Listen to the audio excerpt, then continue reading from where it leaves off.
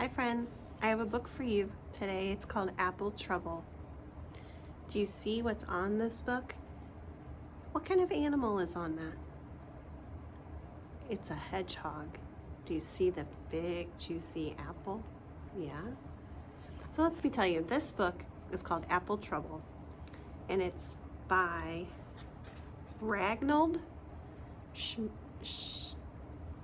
Scammell and Michael Terry. It's called Apple Trouble. I'm going to read the words and then I'm going to have you then see the pictures, okay? Tuck is listening, and there's our apple pie activity there too. Do you remember making that? Hedgehog had just finished building her winter's nest under the old apple tree. Not too large, not too small, just right for a nice long winter sleep.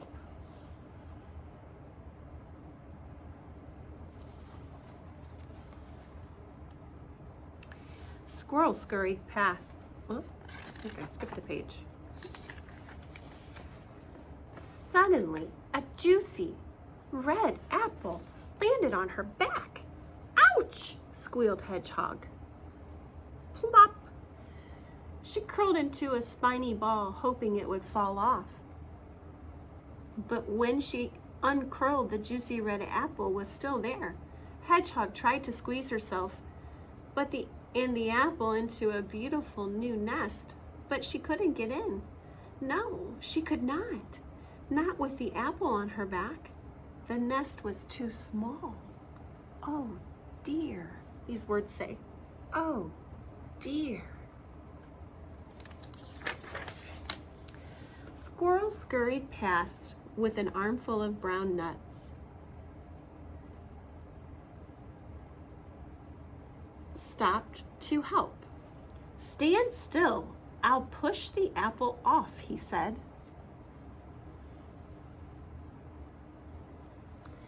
And he pushed, and he struggled, and he heaved, and he tugged. Look at his face. Oh, he's trying so hard with all his might.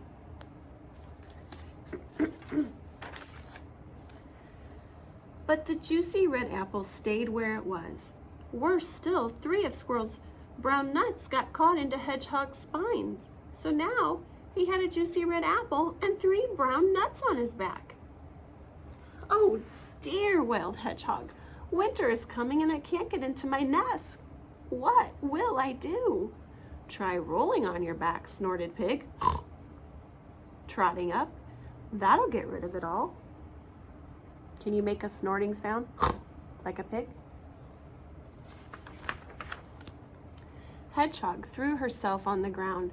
Her little legs paddled in the air as she twisted and wriggled and rolled. Can you guys get on your back and go like this with your arms and your legs like Hedgehog is doing? You have to try that maybe after the story. Has it all gone? She asked hopefully, scrabbling to her feet. Pig shook his head no. The juicy red apple and the 3 brown nuts were still there. So were a small green pear and a crumpled brown leaf. Oh dear, cried Hedgehog, rolling her eyes. But up in the sky, sailing towards Hedgehog, she saw a colorful piece of paper. Oh no, she cried.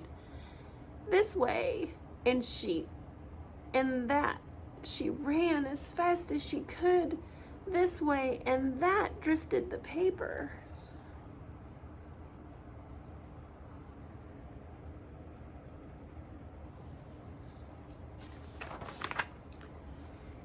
And landed right on her back, between the apple and the 3 brown nuts. It's not fair, cried Hedgehog, who now had a juicy red apple, 3 brown nuts, a small green pear, and a crumpled brown leaf, and a colorful piece of paper on her back.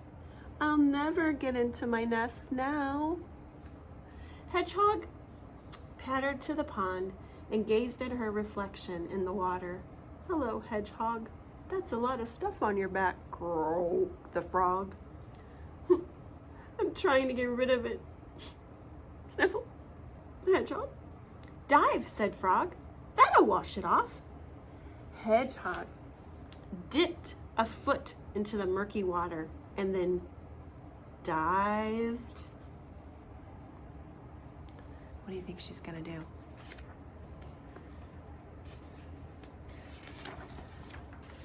And then splash! Her friends watched Hedgehog bobbing up and down. The juicy red apple, the 3 brown nuts, the small green pear, and the crumpled brown leaf, and the colorful piece of paper were all still there. So was a pink water lily. Glug, glug, glug, gurgled Hedgehog as the others heaved her out of the water. She did look funny.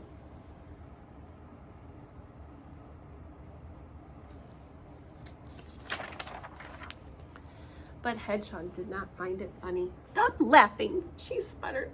"You're hurting my feelings." And she stamped her feet on the ground. "Where am I going to sleep?" Pig and Squirrel looked worried, and so did Frog. "I do have one last idea, oinked Pig. "Squeeze through that hedge over there. That'll brush everything off." So Hedgehog closed her eyes and squeezed herself through the thick leaves, but it did not get everything off her back. Oh, but it did get everything off. But, it's a question. But did it get everything off her back? Question mark. No, it did not. It was all still there. So were 4 ripe blackberries. And there, staring at her with a look of great surprise, stood Goat. "Ooh," Lunch cried. "You brought me lunch." "Help yourself," said Hedgehog. "Take it all." What do you think's gonna happen?